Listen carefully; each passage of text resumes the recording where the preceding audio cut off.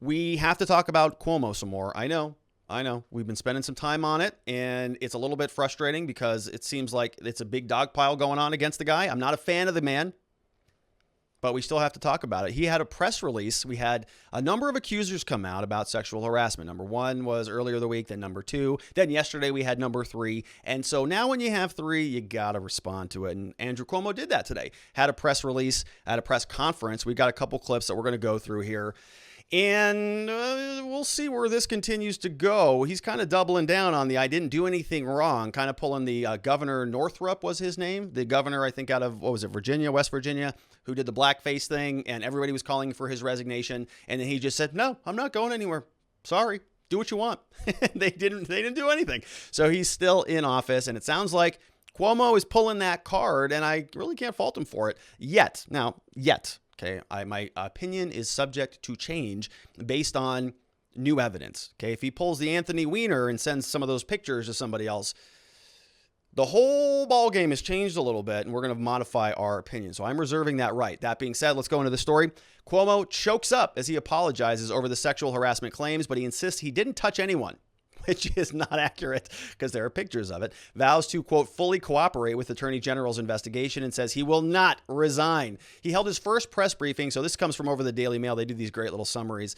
First press briefing in 9 days on Wednesday. Not been seen in public since February, so went into the bunker. Apologized to his accusers. Never meant to cause them pain, make him feel uncomfortable. Insisted he never touched anyone inappropriately. So we've got that inappropriate modifier there. So that picture that we saw yesterday, he's ruling that one out. He urged people to wait for findings of the Attorney General's investigation, which more credit to him. He's letting them go in and take a look around. He's refusing to step down. He will continue serving the people of New York. He is cooperating fully with the AG, the Attorney General, Letitia James. Two women who used to work for him have come forward with claims. We covered those. One of the women said he kissed her on the lips without her consent. A third says he asked if he could kiss her when they met at a wedding.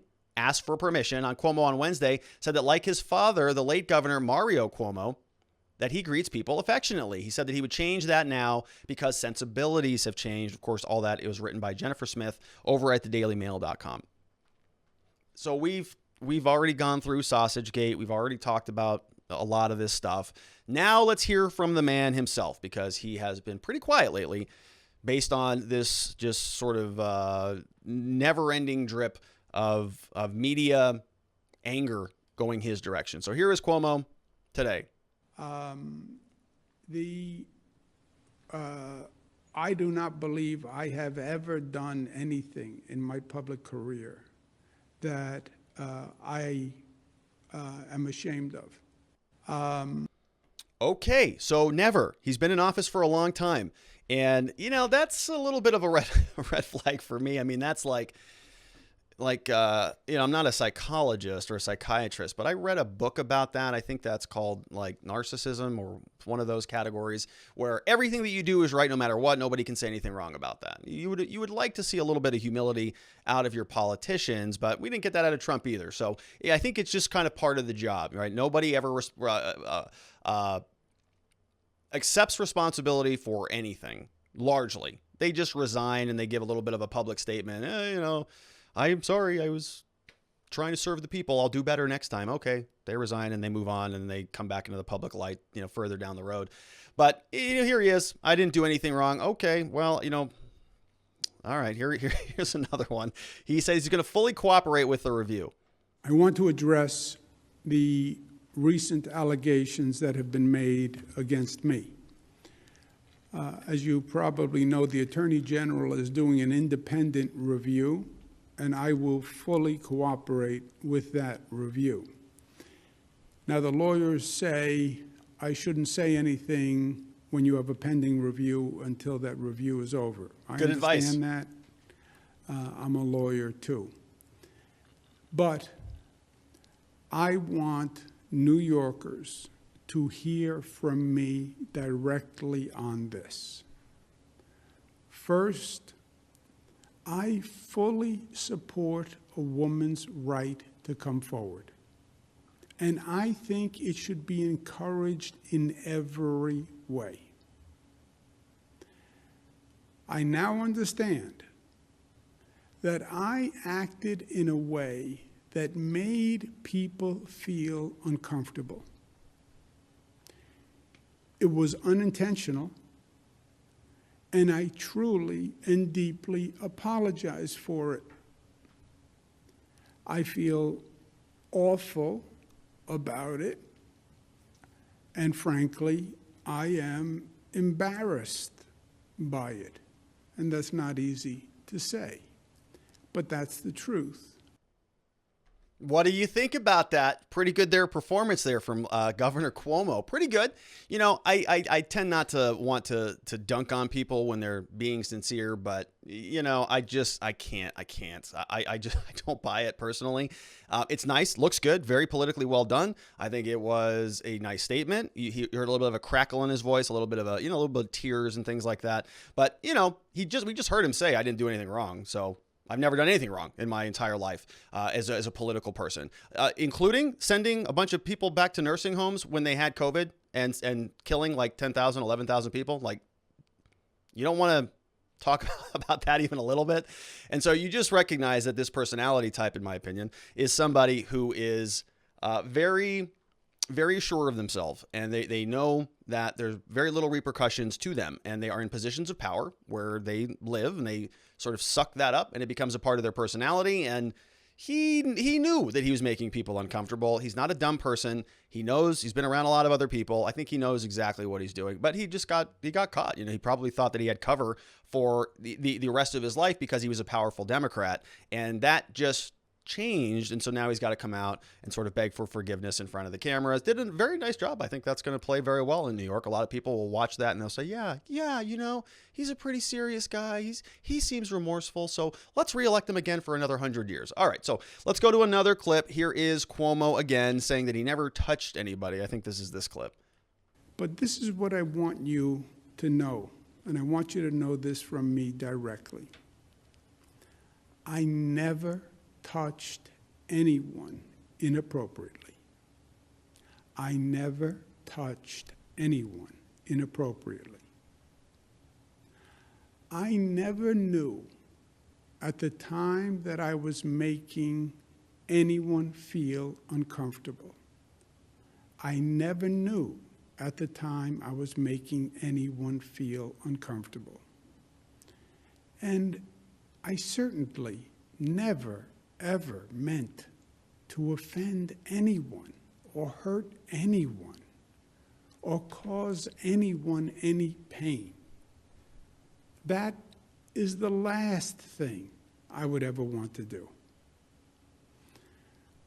I ask the people of this state to wait for the facts from the Attorney General's report before forming an opinion.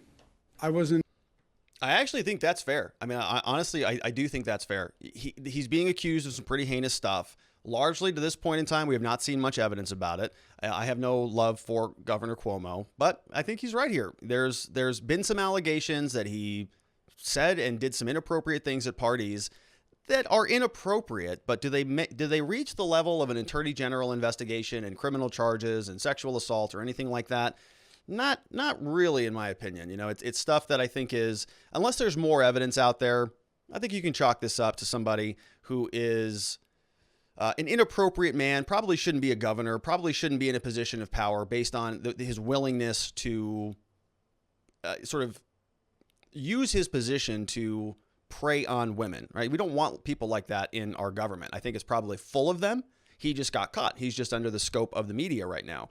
But at the same time, I think he has still deserved a modicum of due process. You know, largely what I've seen in my experience as a criminal defense lawyer is a lot of claims that are just puffed up because there is a reason behind it. And so I'm always a little bit skeptical when I hear these claims and then there's one on top of the other and they come out.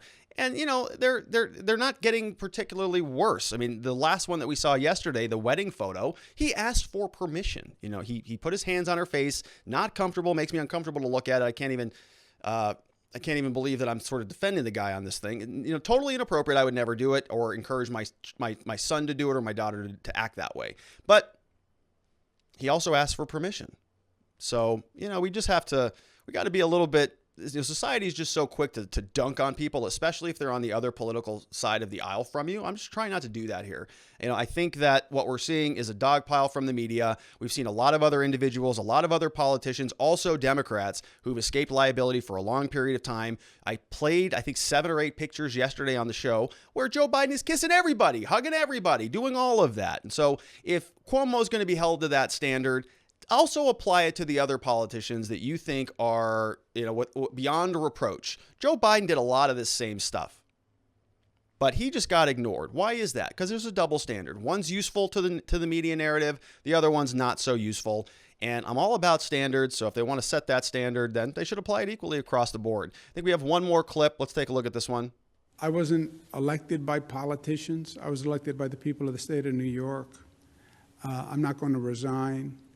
I work for the people of the state of New York. They elected me, and I'm going to serve the people of the state of New York. And by the way, we have a full plate. We have COVID. We have recovery. We have rebuilding. We have a teetering New York City. We have a terrible financial picture. We have to do vaccines. So no, I'm going to do the job the people of the state elected me to do. So not a real good statement. Hey, I'm your governor. I'm not resigning because I've been in charge for a long time, and it's just a mess here. Everything's a problem. We got COVID, vaccines, New York's in shambles. Everybody's leaving. Oh, by the way, I also have sexual harassment charges. But I'm going to stay right here and continue to do a terrible job because I got elected to do that. All right, that's his decision. He can stick around as long as he wants. And you know what? New York's probably not going to do anything about it.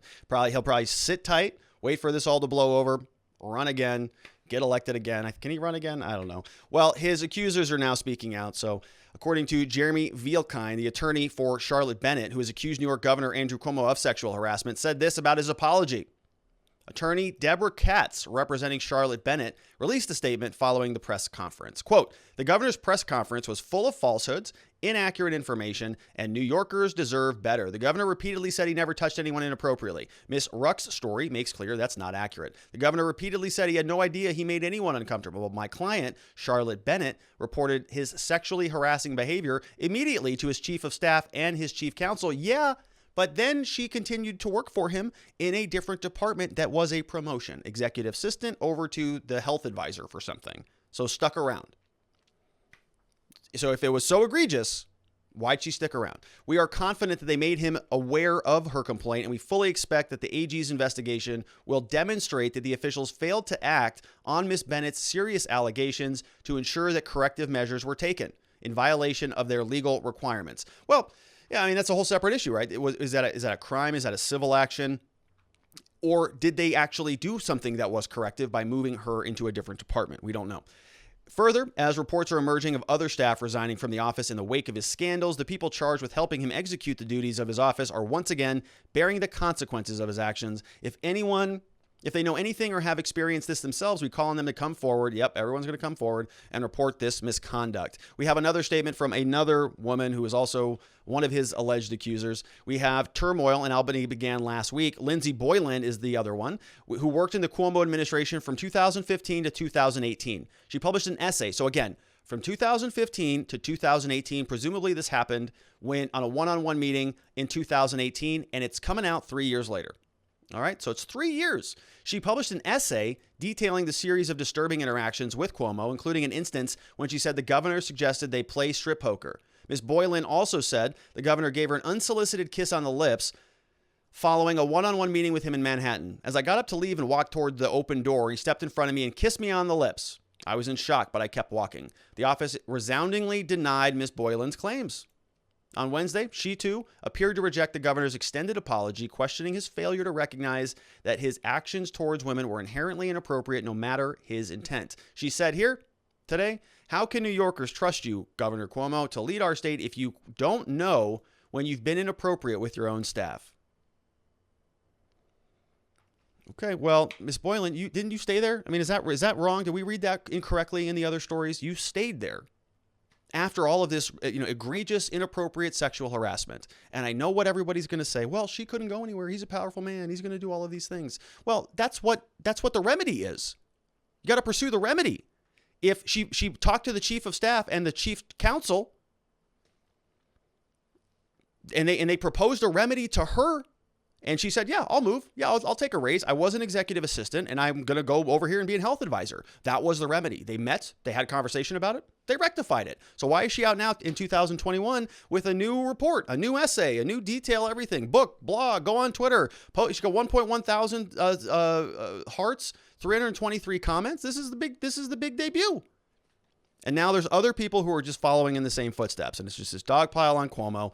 And it's unless there's more here, I don't know what she's so upset about. They gave her a remedy. She was there for a couple of years, 2018, got a promotion, got a raise, moved over to some other place. Now she's this public person who is standing behind these claims. All right, let's go to the questions from locals.com. It says here, Chris Wiseman. What's up, Chris? Good to see you again. It sure does seem to me like it's a lot more palatable to force Cuomo out for #MeToo rather than to deal with the COVID nursing home deaths fallout. He's no longer useful to the party. As much as he deserves to be fully investigated and prosecuted for any sexual harassment issues, it should not allow him in New York State to, quote, just move on. Yeah. So it's seeming more and more like this is sort of in that vein. There is this effort to remove him because of the COVID scandal. COVID scandal is much worse than the Me Too scandal, so they'll focus on the Me Too scandal, demand his resignation. He's refusing to. To his credit, he's saying, no, I'm not going anywhere. I'm not resigning. You can do whatever you want to do. I'm staying right here, and come at me harder next time. He's not going anywhere. And I think the interesting angle on this is that we're now hearing that other governors are also coming under investigation for the same type of thing. I think Governor, what's her name, out of Michigan, Whitmer, Big Gretch Rona. She is now, I think, under investigation for the same thing. And there's hints and indications that there are other governors around the country who are also doing the nerve at home debacle. They're also sending people with COVID back into nursing homes. And a lot of people died as a result of that. So how about we just get rid of Cuomo? We sort of sweep this whole nursing scandal thing under the rug. That way it doesn't have tentacles that stem into other states and impact other governors around the country, because maybe there are some other people who want to be implicated. So Cuomo's gone. The nursing home story gets swept under the rug. Everybody moves on. It seems as reasonable as anything else. Last question on this segment before we move on. We've got Hack Consulting says, this is better than Newsom, though. Newsom keeps wanting to preach, whereas Cuomo at least had the crackle and feel of someone actually taking things into account. There was no way to publicly admit wrong. As such, it is great that he acknowledged the embarrassment of his actions. This is better than attempts to apologize like Newsom did. Yeah, I think that's fair, Hack. I mean, I can see it both ways with the governor. He's a politician like any other person in this country, but he is also a person. And so you kind of got to weigh those things. Maybe he is embarrassed. Maybe he just thinks that this is how politics operate. Apparently, he's in good company because Joe Biden did the same thing, as have other politicians, historically speaking. So maybe he just thinks this is standard operating procedure, and he's just getting skewered by the media because of something else. And I think hats off to the guy. I mean, I like politicians who will fight against the media, and he is doing that to his credit. So we'll see where this goes. Like I said, if we wake up and we find that he had a TikTok account where he was communicating with 14-year-olds like the other guy was close to doing. I'm not sure he was on TikTok, but he was on something. And, then we can modify our position on this thing. But, as it stands, these are claims that, if you want to use the media's terms, in my mind, are pretty much baseless at this point in time. I have not seen any evidence of widespread sexual harassment from Andrew Cuomo. In fact, we have not even seen, no court in America has found that sexual harassment exists for Andrew Cuomo. No evidence of it at all. Anybody who says otherwise is a conspiracy theorist, and they are spreading dangerous information, and they should probably be thrown off of the internet and, quite frankly, out of society. So that's enough of the Cuomo stuff.